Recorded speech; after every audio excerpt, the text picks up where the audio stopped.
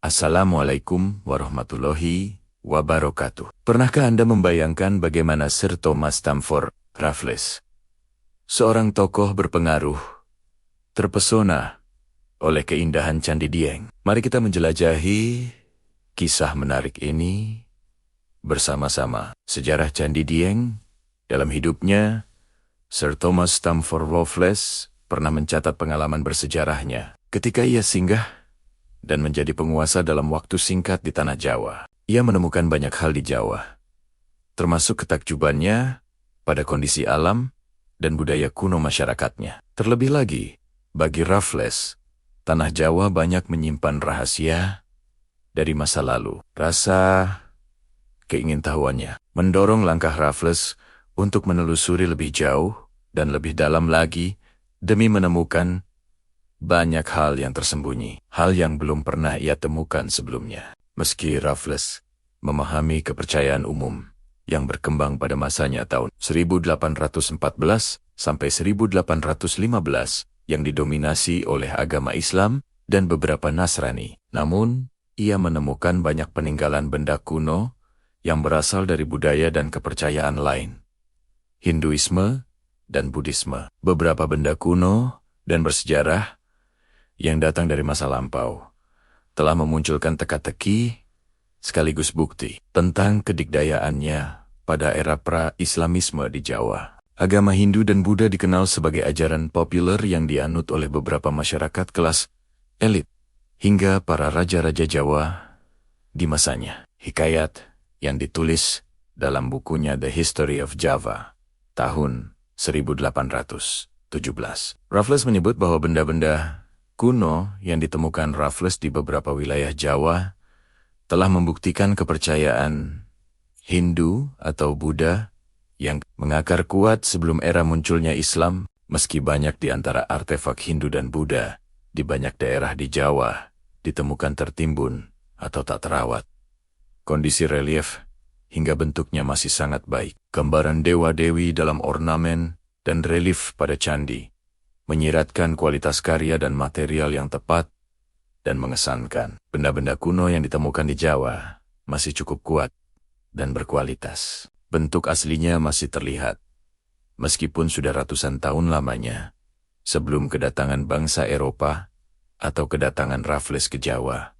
Sekalipun, akibat kondisi geografis Jawa yang kerap tak stabil, membuat banyak kerusakan candi dan arca, meski banyak pula yang masih bertahan dengan bentuk aslinya. Banyaknya benda-benda kuno yang tersebar dan menimbulkan ketertarikan dari sejumlah masyarakat untuk mengunjungi kembali. Lebih-lebih lagi, kebijaksanaan pemerintah kolonial Belanda yang berkuasa sebelum Raffles berkuasa atas Jawa melarang bangsa asing dalam melakukan misi pencarian. Selera dan penelitian telah menciptakan hak eksklusif untuk memuaskan hasrat pemerintah kolonial dalam menemukan benda-benda kuno yang langka dan bernilai tinggi, tulis Raffles dalam bukunya. Mereka pun menemukan banyak potongan relief, batuan candi, arca, hingga mata uang logam kuno yang bernilai tinggi jika dijual atau dilelang ke Eropa.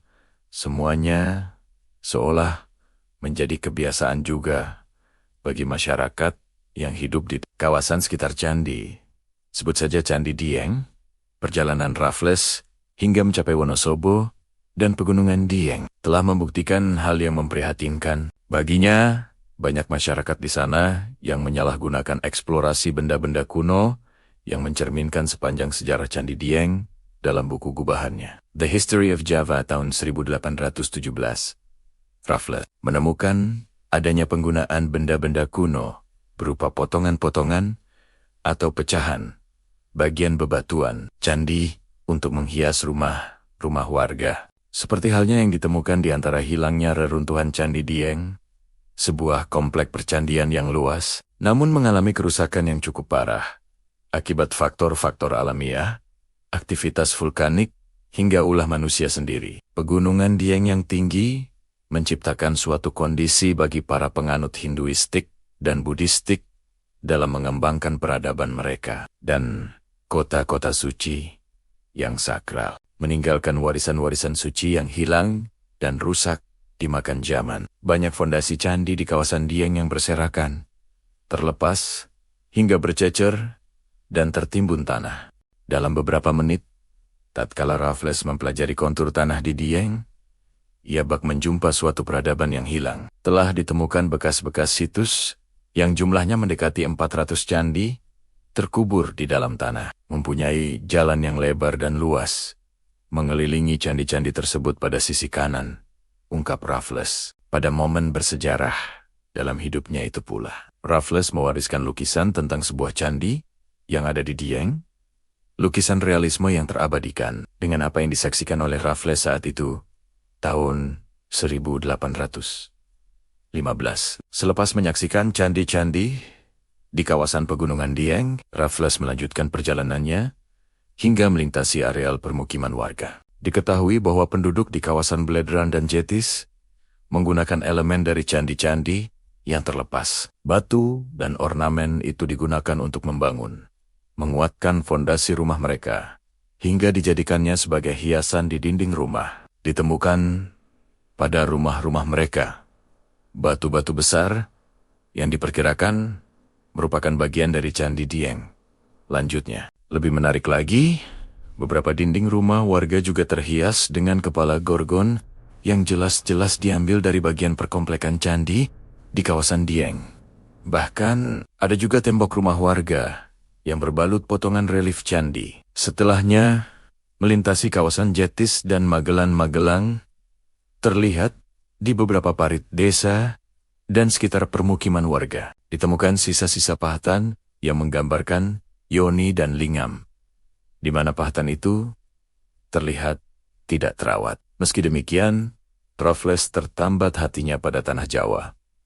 Ia sangat mengagumi benda-benda kuno yang ia jumpai selama di dataran tinggi Dieng, bukti kecintaannya dan ketakjubannya terhadap Jawa. Ia tuangkan dalam The History of Java 1817, salah satunya dari ungkapan Raffles, "Dalam hidupku, aku tidak pernah bertemu dengan hasil karya manusia yang menakjubkan dan selesai digarap dengan ilmu serta rasa dari era panjang yang terlupakan, terpuruk bersama dalam sebuah petunjuk yang kecil, dalam sebuah titik kecil."